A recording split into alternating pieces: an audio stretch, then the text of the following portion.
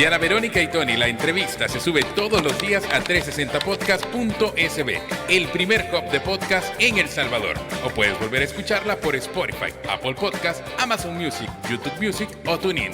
Dale clic a la campanita para que recibas la notificación. Este día en el Corre de la Mañana le damos la bienvenida a... Bueno, me acompaña en la conducción la periodista Lili Flamenco. Lili, bienvenida nuevamente. Muchas gracias, buenos días. Y nuestro invitado es Rafael Lemus, él es consultor en economía. Rafa, bienvenido. Siempre que tenemos preguntas relativas a la economía de nuestro país, o en este caso, estaremos hablando de los famosos aranceles, de Donald Trump. De la reunión reciente que tuvo el presidente Nayib Bukele con su homólogo Donald Trump. Pues sí, bienvenido, Rafa. Gracias, ¿Cómo un estás? gusto de nuevo estar con ustedes, Tony y Lili. Felices Pascuas de Resurrección. ¿Descansó? Sí, claro. Rafa, había, ya lo decía Lili, tal vez alguna expectativa empresarial, principalmente de los exportadores, los industriales, sobre si en la reunión que tuvo Nayib Bukele con Donald Trump en la oficina Oval iba a haber alguna, no sé, algún trato preferencial por el tema de que El Salvador está admitiendo a deportados en el SECOT, relativo al piso del 10% global de aranceles que dejó Donald Trump para todo el mundo. De acuerdo. Antes me voy a tomar un minutivo para un mensaje y es unirme al pesar y pedir el descanso eterno de su santidad Francisco, el Papa Francisco. Sí. Pero bueno, retomando tu pregunta. A ver, yo creo que sí habían expectativas, ¿verdad? Aunque uno tiene que tener claro la realidad. Y es que el presidente Trump ha estado utilizando este tema de los aranceles sin tener un respaldo académico, una estrategia fundamentada, y uno lo puede apreciar incluso en la forma en que se está conduciendo esta política de aranceles y el desastre que está generando en los mercados financieros, como en la parte interna de la economía y la incertidumbre para las inversiones. Pero en concreto, ¿a qué me refiero? De que es bien errático. O sea, no ha tenido de decir desde el inicio, esta es la política, estos son los aranceles y se va a aplicar y desarrollar de esta manera. No, ha habido casos incluso donde ha establecido aranceles en la mañana, horas después los ha suspendido. Y otros que, al contrario, ¿verdad?, ha puesto aranceles, le ha sumado y le ha seguido sumando. El caso de China, ¿verdad? Entonces, uno tiene que entender de que no está haciendo trueques a favor de los países. Él está tratando de manejar a favor de cumplir sus intereses. Y donde le ha funcionado bastante bien esto es el tema de México y Canadá, en el sentido de las deportaciones y en el sentido del combate a las drogas. Ahí sí, para mí me parece que eso ha sido como la parte más exitosa de esto de Trump. El resto, un total desastre, ¿verdad? Vaya, hagamos Lili, hagamos una revisión de cómo está hoy por hoy la cosa. Vaya, con México y Canadá, ¿cómo está en tema de arancelario? Tiene, digamos, sujeto al tratado, suspendido todo, ¿verdad? Pero sí está vigente el 25% para la parte de aluminio, hierro, algunas partes de vehículos. Y ha dejado en suspenso el resto, como el resto de naciones. ¿Con China? Con China. No, China le ha venido apilando aranceles y ahorita está en 145. Ajá. Pero China también como dicen, se la ha devuelto. O sea, le ha respondido y China se ha quedado en 84. Más 20 que tenía son 104. Pero China ya dijo, mire, podrán seguir aumentando aranceles ellos, pero nosotros ya no vamos a poner más. ¿Por qué? Porque ya está cerrado el mercado. A esas tasas ya el mercado de hecho está cerrado porque no puedes competir. O sea, te están duplicando el precio. ¿Con Europa? Con Europa los tiene al 10. Al 10. Y en veremos. Ajá. Y a nosotros nos tiene con el 10. Con el 10. Sí, o sea, a nosotros el 10 y ese es el que nos toca. Porque ¿te acordás un día que salió como el 4 de abril con unas tablas? Ajá. Esas tablas a nosotros nos cae 10, que es el piso del 10 de todo el mundo. A Europa no, a Europa le tiene ahí el 20%, pero le ha dejado 90 días de congelamiento. ¿Ya hizo un primer pago El Salvador? Digamos que los importadores de Estados Unidos que entraron después del 9 de abril ya están pagando las tasas según el país de origen.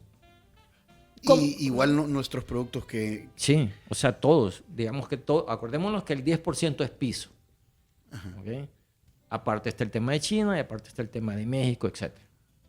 Entonces, todos los que entraron después del 9 de abril ya está vigente las nuevas tasas de aranceles. La lógica es que el precio de todos esos productos aumenta 10%. A ver, lo que ocurre es lo siguiente, Tony. Vaya, el importador de Estados Unidos, ponerle que trae café del Salvador, va a tener que pagar el 10%. ¿Okay? Ahí viene un tema y es, ¿tiene un margen de negociar con el del Salvador? Depende. Si se deja el de acá y le dice, sí, mira, yo no quiero perder el mercado, y entonces compartamos 5% cada uno. Esa puede ser una. Se absorbe y no se pasa al consumidor. Pero ese es un mundo bien ideal. Lo normal que ocurre, ¿cuál es? Es que el importador paga el 10% y después se lo traslada al consumidor. Exactamente. Y eso, justamente esa es mi pregunta, porque al final realmente quien paga este arancel pues va a ser el consumidor. Y me gusta que lo bajemos hasta ahí en el sentido de que pues a veces son temas que hablar de la economía del mundo, sí, etcétera. Muy abstracto. Pero al final lo importante o lo relevante es para el consumidor Sí. y para el salvadoreño, si vamos a hablar solo del Salvador, el de a pie, pues, o sea. Vaya, es que las terminologías suelen empañar la conversación, y usted tiene razón, Lili. Un arancel, ¿qué es? Es un impuesto a importar. Entonces, en Estados Unidos, si alguien está comprando productos importados, Trump le está poniendo impuestos. Y ese impuesto, ¿quién lo paga? El consumidor en el precio del producto. Que puede ser que no le suban, por ejemplo, a los productos de China, que son 124, ¿cuánto ya? No, 148. Fíjate, a 148 creo que. Entonces, no se lo trasladen plenamente, sino, por ejemplo, 50% o 100%. ¿Y quién absorbe la diferencia? Pues puede ser que el productor chino o el importador de Estados Unidos. Pero, la BBC, pero al final... al final llega el solo- consumidor. Solo para precisar, la BBC maneja 145%. Sí, 145. Ajá. Ahora bien, y en el caso del Salvador, que pues nosotros importamos también más de lo que exportamos, ¿no? Sí, claro. Pero pero nuestro país, ¿qué está haciendo? no, Tony, acordémonos que, vaya, Porque quizás yo voy aquí retroceder un poco la conversación. Tener déficit comercial no es malo. Lo malo es no tener la capacidad de pagarlo. ¿Ok? El Salvador, ¿por qué tiene un déficit? Porque tiene remesas. Y de ahí financia el flujo. Todos los años nos entran como 8.500 millones de dólares de remesa. Bueno, los últimos datos, ¿ve? O los últimos años. Y eso nos da más o menos lo que el exceso de importaciones que estamos realizando sobre lo que exportamos. Y ha dicho algo muy importante, Rafael, porque está hablando de las remesas. ¿Qué pasa ahora con todas las deportaciones que ya se están dando? Si bien no tenemos una cifra exacta de cuántos han llegado al país, me refiero a los salvadoreños, ¿verdad? No a los que están llegando al SECOT. Pero eso también va a golpear. Sí, pero a ver, aquí ha habido un fenómeno y es que esto va a generar unos meses de incertidumbre y miedo a los que están allá en situación irregular. Y lo que ha generado en ellos es, bueno, como están deportando a la gente así un poco a lo salvaje, ¿verdad? Sin derecho a nada, yo tengo un poco de ahorro, tengo 2 carros, voy a vender uno y ese dinero lo mando a El Salvador. Eso ya está ocurriendo. Ha ocurrido un aumento de las remesas estos primeros meses. Pero es ese efecto temor, ¿verdad? De la parte de deportación. Una vez quitando eso, vamos a ver que lo más probable es que se estanque o crezcan bien lento las remesas, que ya lo venía haciendo a un ritmo de 3% los últimos 2 años. Entonces, eso es como el efecto de mediano plazo y el efecto del temor de corto. No, y si se ve más también a largo plazo, luego de esto, con las deportaciones también, o sea, la falta de empleo. No sé cómo está ahorita, tal vez usted me puede decir. Vaya, ese es otro tema, y es que En Estados Unidos el tema del empleo no había sido un problema. Al contrario, siempre se hablaba de que el empleo era bien pujante y seguía creciendo, pero también había mucha migración así muy fuerte de venezolanos. Tú debes de recordar aquellas caravanas incluso que empezaron a abrir, a hacer como paso fácil la parte del Darién, que siempre se había dicho que era un paso dificilísimo, y lo es. Pero como era algo masivo, se había convertido en algo fácil. Me refiero al volumen. Yo sé que es difícil por la literatura cruzar ese paso. Pero esa migración masiva de caravana, de veras que no era como muy sostenible y era como manejable, porque llegaban después a las ciudades y ¿dónde los alojás? ¿Dónde van a residir? Y ahí habían crisis en Nueva York y en otras ciudades, que de verdad ya era como incómodo. O sea, hay que poner las dos cosas. Ahora, el empleo en el país es complicado porque nosotros no estamos creciendo mucho. Estamos creciendo cada vez menos. O sea, las oportunidades de empleo no son muchas en el país, incluso para los que ya estamos acá. Recordemos que siempre se ha hablado que hay como 50, 60 mil cada año que no logran incorporarse al trabajo formal. Y les tocaba incorporarse al sector informal o migrar. Pero ahora que está llegando más gente de afuera, retornados, deportados, se está como acumulando más gente sin oportunidades. Y de remate el sector informal con estos desplazamientos de los mercados se está achicando o está migrando hacia los municipios y las colonias originarias de estas personas desplazadas de los mercados. Que eso es lo que está ocurriendo. El mercado informal de las calles del centro lo estás trasladando a los municipios. Ahora, lo errático de las decisiones que está tomando Trump con respecto a los aranceles, ya decías tú, en la mañana anuncia una cosa y en la tarde difiere, desanuncia lo anunciado. Entonces, en términos teóricos, económicos, ¿le va a funcionar o es, digamos, una política del garrote y la zanahoria? Sí, como para más lo segundo, la política de negociar desde una posición de fuerza. Definitivamente es eso, ¿verdad? El garrote doblado o triplicado, como el caso de China, y sí le ha funcionado en algunos casos muy específicos, como el tema de los narcos, ¿verdad? El tema también de la migración, ahí sí le ha funcionado, que es el tema de México y la región de América Latina, en el tema de migración. Pero ya como comercio, como política económica, conceptualmente es algo errado. Porque en sí mismo tener déficit no es un hecho económico negativo, sino que refleja dos cosas: que tú tenés capacidad de adquirir más de lo que estás exportando, pero acordémonos que cuando tú importás, también estás importando tecnología. ¿Vaya? Si importás computadoras, estás importando tecnología. Si importás drones, estás importando tecnología que puede usar para usos agrícolas, usos de investigación. O sea, importar no es malo, ¿ok?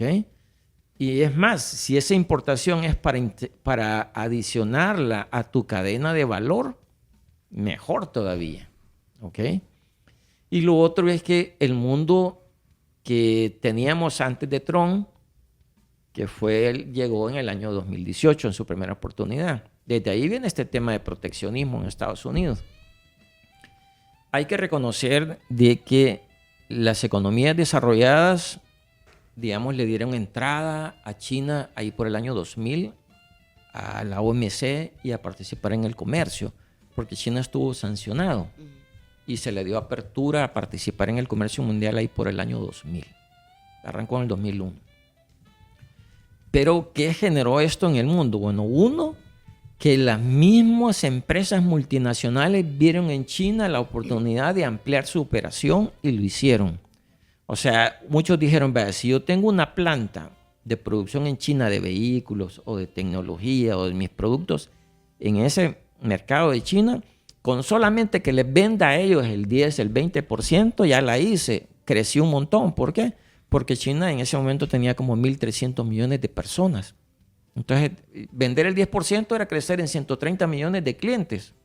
Entonces, ya eso les generó ese incentivo. Y lo otro que una vez estaban ahí es, ¿qué ventaja me da China para producir? El costo de mano de obra. China, hay que también señalarlo, se convirtió en la planta del mundo por sus costos de mano de obra tan bajos. Pero acordémonos que ellos venían de sistemas de producción casi que de esclavitud, ¿verdad? Y unos salarios bajísimos, Sí. que por eso nadie podía competir con ellos. Y por ejemplo, hablando, ya que estamos hablando más a detalle de China, por ejemplo, con El Salvador, si mal no recuerdo, estas relaciones inician, es un trabajo que dejó encaminado el gobierno anterior, ¿no? Sí. Ujú. Sí. Entonces, Perdón. sí, no, está bien. ¿Qué va a pasar ahora? Porque tenemos a un presidente de El Salvador con muy buenas relaciones con Estados Unidos, ¿verdad? Ahora, pero también con China. Sí. Pero un Estados Unidos con China no. Entonces, ¿puede afectar esto? Porque El Salvador básicamente está en medio. Mire, a ver, lo que ocurre es que la estrategia del presidente Trump ya no es un tema de libre comercio. No, él está procurando que sean más bloques asociados a Estados Unidos y cerrando el espacio a China. ¿A qué me refiero? Vaya, ellos ya no dejan entrar vehículos chinos eléctricos hasta el mercado de Estados Unidos. Y cada vez le están cerrando más los productos chinos. Entonces, ¿qué es lo que va a ocurrir? No le van a permitir que México sea un puente de entrada. De triangulación. De triangulación, vea. Que China se estaba moviendo con el nearshoring. China quería hacer eso. O sea, China estaba moviendo muchas de sus producciones, fábricas, al norte de México. ¿Por qué? Porque sabía que ahí tenía ya la ventaja de transporte para Estados Unidos y el Tratado de Comercio. Pero Trump ha cerrado prácticamente esa ventana. Y lo va a seguir, pero solamente con aquellas economías que acepten cerrarle el mercado a China. A eso está apuntando, por lo menos en algunas actividades que ellos quieren proteger. ¿Sí? Yo creo que esa estrategia de limitar algunos mercados no la veo mal en sí. Conceptualmente, digamos, no es lo que se pregona. No es... Porque la humanidad ha llegado a un convencimiento académico y es que el libre comercio es mejor que el proteccionismo. Este es un tema que viene desde el siglo XV. Pero Trump está empujando algo que es sí un libre comercio, pero con un grupito de socios y cerrándole el espacio a China. Y se está haciendo entonces este tipo de bloqueo. ¿Se puede hablar entonces se está dando una guerra comercial? Sí, es que de hecho la guerra comercial está en vivo, pero es un tema contra China. O sea, esto no es contra El Salvador. Claro, ajá. No es contra Costa Rica. Ahorita es un mundo tripolar, podríamos decir. China, Rusia, Estados Unidos, cada país con sus áreas de influencia. Yo creo que es un poquito más amplio. Porque, vaya, hay economías que en sí ya son potencias. Si tú agarras... La India, pero si tú agarras Europa y se convencen que son una economía, una unión económica, son un eje también, ¿verdad? Rusia es un eje que es un poco más ecléctico, ¿verdad? Pero la tirria arancelaria es más con China. Porque China, esa es la parte que no terminé de contar, y es que China no solamente está vendiendo los productos en Estados Unidos, sino que los ha desplazado. Vaya, por ejemplo, los teléfonos. Las fábricas de teléfonos están en China. Tanto los iPhone como los Xiaomi. Y entonces, ¿qué hicieron? Cerrarle la puerta al Xiaomi. A la marca Xiaomi. Y después, ¿qué pasó? Vinieron a tirar todos esos productos a América Latina. ¿Vea? Entonces, ¿pero cuál es el tema ahí? Que en la medida que las fábricas se mueven a Asia o China, perder los empleos en Estados Unidos. Y hay gráficas que cuando uno ve lo que ha pasado en los últimos 20, 30 años, la industrialización de Estados Unidos, peso relativo del producto viene cayendo. O sea, es una trayectoria y tiene que ver con todo el tema de la entrada de China a la producción. Y que China, como es tan grande en población, produce todos los productos. Entonces compite en todas las líneas de producto y lo hace masivo. ¿Ok? Entonces, Y además hay una queja, y es que China apoya con subsidios a sus ramas de industria que quiere empujar. Que eso no lo hace Estados Unidos directamente, aunque lo hace indirectamente. Te lo voy a explicar de esta manera. Hay muchos programas federales que van a las universidades para financiar investigación. Por ejemplo, muchas cosas de investigación han terminado en usos comerciales. Todo lo de tecnología, muchas cosas del espacio, las comunicaciones surgieron de esos proyectos de defensa, de innovación en defensa. Los CHAP, todo ese tipo de cosas, ha sido puro apoyo de fondos del gobierno a investigaciones de universidades, así como avances médicos, etc. O sea que hay Estados Unidos apoya los avances científicos vía universidades y vía nexos con empresas en proyectos de investigación. China no, China agarra fondos del gobierno para decir, yo voy a poder apoyar la industria de metal, por ejemplo. Y le mete plata a eso y le da crédito, etc. O sea, es un apoyo a la empresa. Estados Unidos es un apoyo a la investigación en algunos temas. Bueno, quedémonos ahí, Lili, porque, había un comentario, sí, antes de, tenemos que hacer una pausa, pero decía acá Víctor Hugo, buenos días, saludos desde Santa Ana, siempre en sintonía, muchísimas gracias, Víctor Hugo. El problema con los productos chinos, dice, ya viene de rato, recuerden, menciona ahí una marca también. Mi preocupación viene con el importador nacional. Por ejemplo, los que traen vehículos al país, los precios se van a elevar exponencialmente, se venderán más motos, dice. Pero sí, la montón de motos son chinas. Son chinas. Son chinas. Bueno, los vehículos también, ya las empresas que nosotros conocemos tradicionales están vendiendo marcas chinas de vehículos. Ajá. Bueno, aquí para no ir Sí, muy lejos. vaya, pero mira, Tony, yo creo que ahí es donde yo te digo que uno tiene que tener claridad de lo siguiente. Nosotros no producimos carros. ¿Qué nos conviene? Que vengan carros de buena calidad y baratos. ¿Ok? Ajá. Entonces, yo no me pondría aquí a defender marcas gringas o marcas mexicanas o marcas europeas o marcas chinas. Me interesa que el mercado en este caso sea abierto, competencia, porque ahí nos beneficiamos los consumidores. Ahí donde tiene alguna lógica esto de qué protejo. En todos los tratados que El Salvador firmó, habían como productos que nosotros cuidamos. Es decir, protección. ¿Qué era eso? Los agrícolas. Arroz, frijol, maíz. ¿Por qué? Porque si ahí permitíamos competencia, acabábamos con lo poco que ha quedado. Un sector que siempre se ha protegido es el caña de azúcar y la industria de azúcar. Y ahí está. Ahí está. Y ahí está. Es de las que generan más empleo. Pues sí. Bueno. Bueno, y el café, aquí está, café. hablando del café, aquí está ya el Charito Café, que es el café oficial del Corre-Corre de la Mañana con Diana Verónica y Tony. Le hacemos entrega de una bolsa de Charito Café a nuestro invitado. Puede ser un Black Honey de la finca Las Veraneras o un Muchas paca gracias. semi-lavado de la finca La Palma. Muchas gracias Puede contactar a a Charito Café en sus redes sociales, Instagram y X como @charitocafé.sv. Y bueno, ya vino también el desayuno San Martín. Así es, a degustar este delicioso desayuno. Disfruta, pues, este verano, porque seguimos de verano con San Martín y prueba nuestros deliciosos omelets como el cavernícola, una irresistible combinación de 3 huevos, jamón, salchicha, tocino y queso gratinado, acompañada de pan tostado con mantequilla. Algo ha pasado con la energía, aquí la Sí. luz bueno, pero estamos al aire, ¿verdad? Sí, estamos compañero, estamos bien. Muy bien, muchísimas gracias.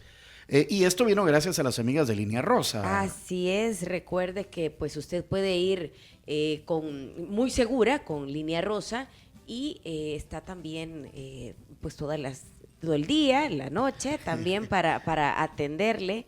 Vamos a ver acá si Sheila nos ayuda también. Estamos un poco aquí, como estamos un poco a oscuras, ¿verdad? Pero aquí tengo yo los teléfonos de Línea Rosa. Permítame, Línea Rosa. Es que, y como cosa rara no entró a la planta del centro comercial, pero bueno. Línea Rosa las encuentra. Aquí está ya. Ay, bendito sea Seguridad, Dios. comodidad, 24/7-62004491. Línea Rosa pide tu viaje de Ahí la está. forma Se hizo más la luz. Se hizo la luz. Y recuerde, ya le decíamos, en el día o en la noche, seguridad, comodidad, 24/7, Línea Rosa. Ya volvemos después de esta pausa.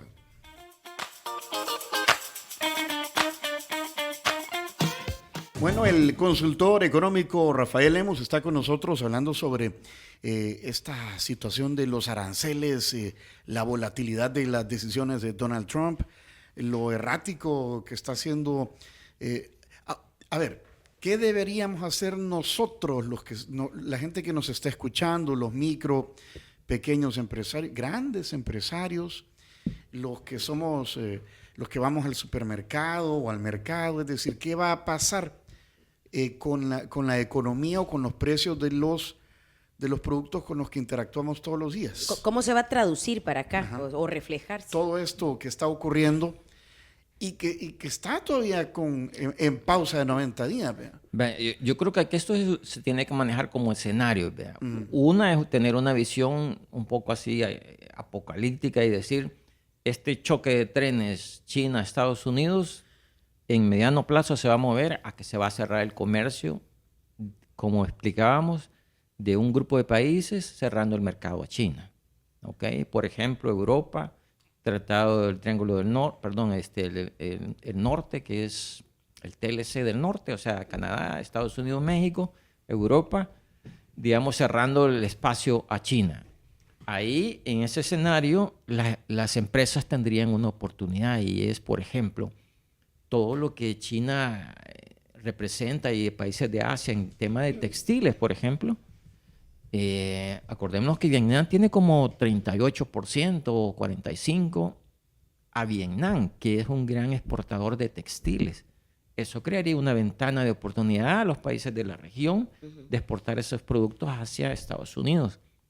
O sea, nosotros podemos sacar terminación buena de este choque de trenes. Pero también acordémonos aquí que siempre y cuando Estados Unidos no se ponga en una estrategia de decir, no, todos los que van a traer acá tienen que cerrarle el mercado a China, porque ahí nos mete en la ecuación de ponernos en contra de China y cerrarle el mercado a China, que en esta región todavía no lo ha planteado así, pero a Europa y a México y Canadá en esas están, ¿verdad? Entonces, ahí es donde yo diría de hablar de dos escenarios. Uno de cierre del mercado total a China y el otro que coexistimos con ambos trenes, ¿verdad? China y Estados Unidos y sus periferias. Ahora, yo creo que insistiría más en que nosotros no nos metamos a defender banderas que por muy cercanas o muy lejanas nos sintamos identificados, ¿verdad? Yo me quedo más con un tema de libre comercio. Es lo que la teoría y la humanidad ha logrado fundamentar que más beneficia.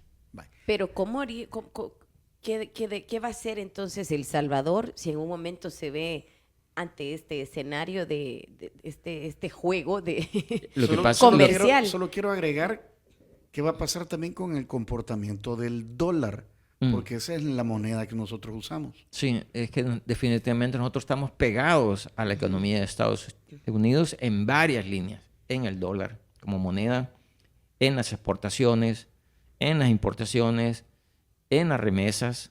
Entonces nosotros tenemos un nexo tan fuerte con la economía de Estados Unidos que básicamente es como un furgón que viene jalando un carrito.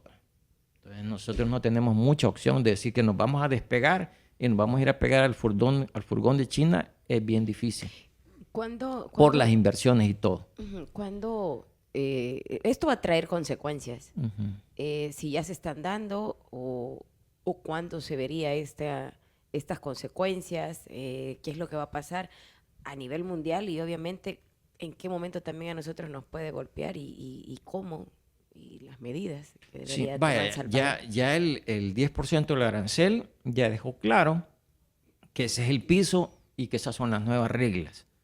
Lo que está por definirse es el trato a esos otros países, el trato a Europa, el trato al Tratado de México-Canadá y el trato a China y algunos de Asia. Eso es lo que está en veremos. Y ahí lo que está haciendo Estados Unidos es proteger algunas industrias. ¿Vea? Y en algunos casos de bastante indiscriminado es el caso de China, que básicamente le quiere cerrar el mercado. ¿Por qué?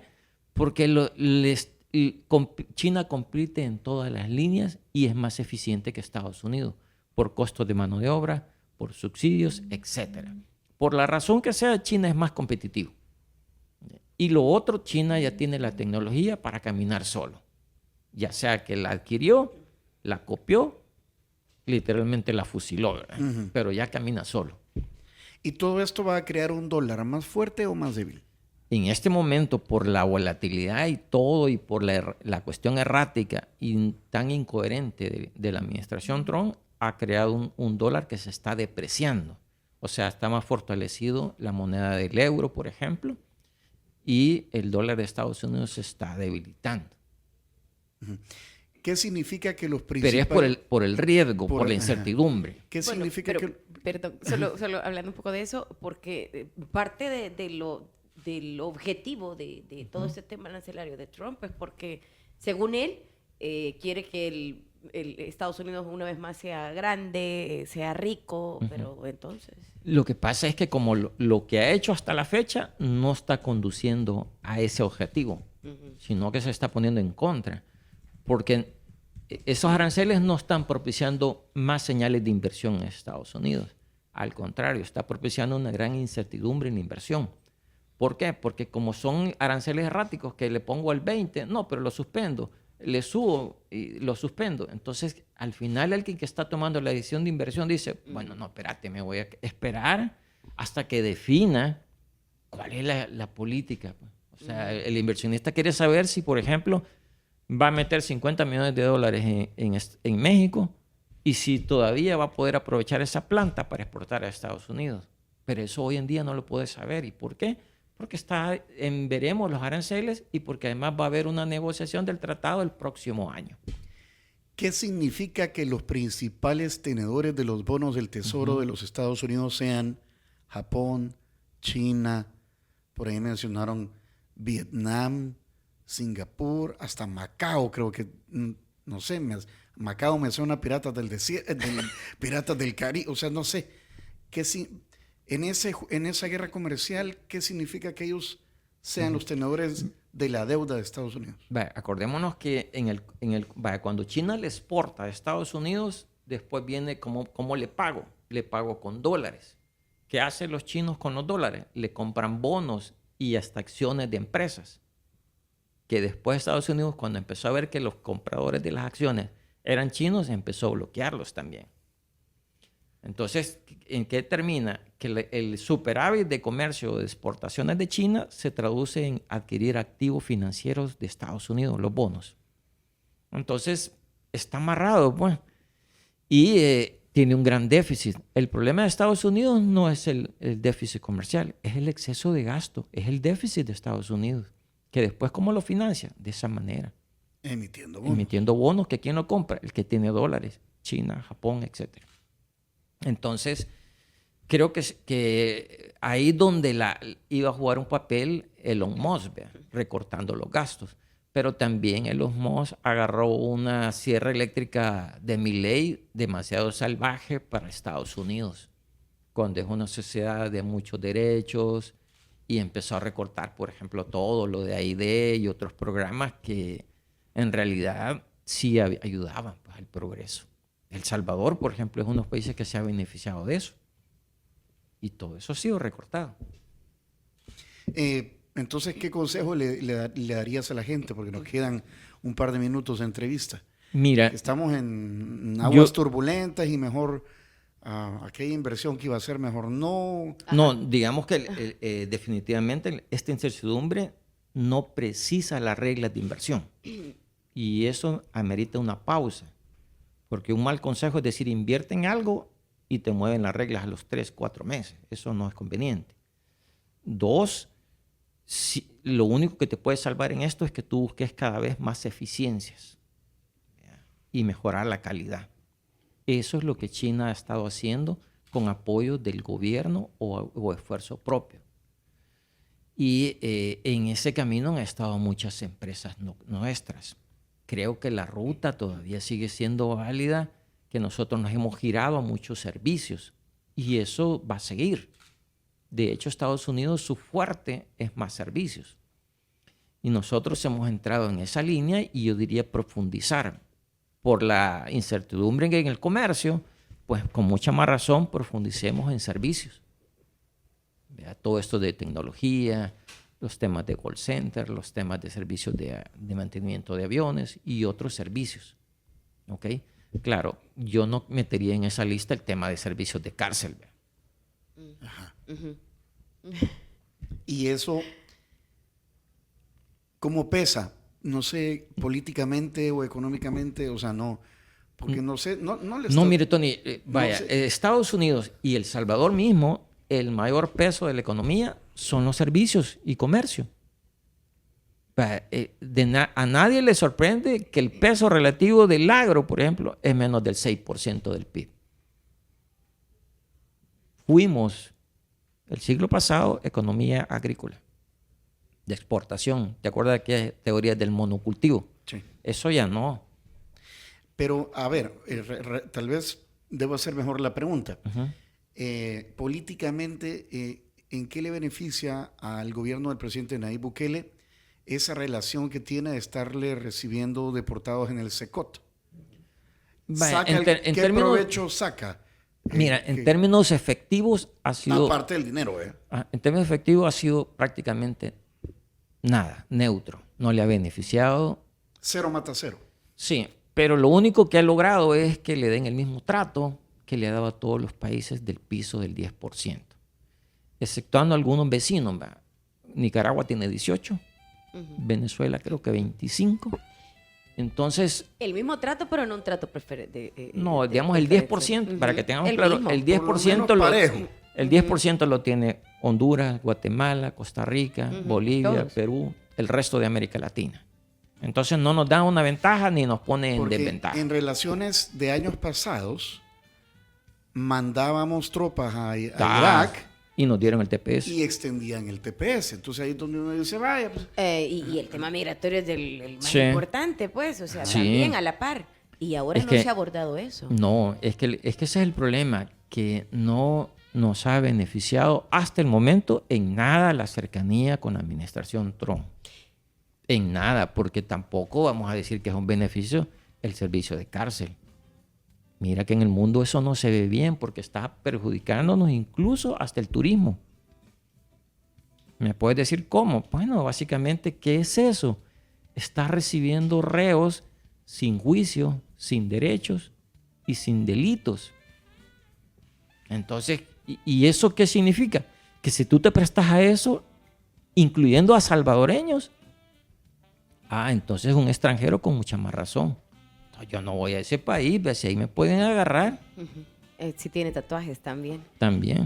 Quizás para cerrar y rápidamente, no sé si podemos también, así, rapidito, pero a mí me llama mucho la atención también, porque tiene que ver con la economía y el dinero, etcétera, el endeudamiento que tiene el país hoy por hoy, y pues en la Asamblea, el partido, ¿verdad? Nuevas Ideas y también aliados han aprobado 53 créditos, y pues esto representa una de las deudas más altas también en el país. Y lo pregunto porque al final, una vez más, quien paga esas consecuencias también es el salvadoreño. O sea, Totalmente, para que tengamos un orden de magnitud, la deuda respecto del producto es 88%, entre 88 y 89%.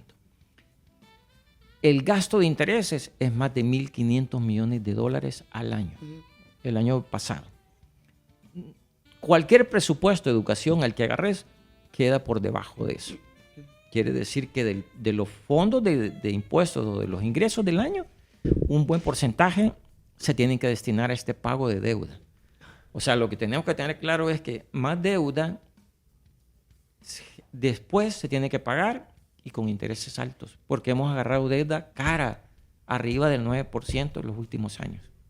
sí, Ahora, estamos en un programa con el Fondo Monetario que si se hace todo ese programa de ajuste, vamos a ir de a poco migrando de deuda cara a deuda más barata. Pero tenemos que hacer la tarea fiscal, que es el ajuste. y ese es motosierra también. Es digamos, un serrucho algo afilado. No Y- está. No es tanto, No es o sea, tanto. no es la motosierra de Elon Musk ni la de Milei, nada que ver. Pero acordémonos que Milei bajó 6 puntos el primer mes del PIB. Nosotros tenemos que hacer 3,5 en 3 años. O sea, por eso te digo, es un serrucho afilado. y tiene mucho que ver la ejecución y planificación Sí, lo que pasa es de que ese- de- sobre todo tiene que ser como coherencia. No puede ser, por ejemplo, que tú digas, estoy en este programa con el fondo y a los 2 meses al gas le voy a meter 1,000 millones al gasto. ¿Qué fue lo que ocurrió?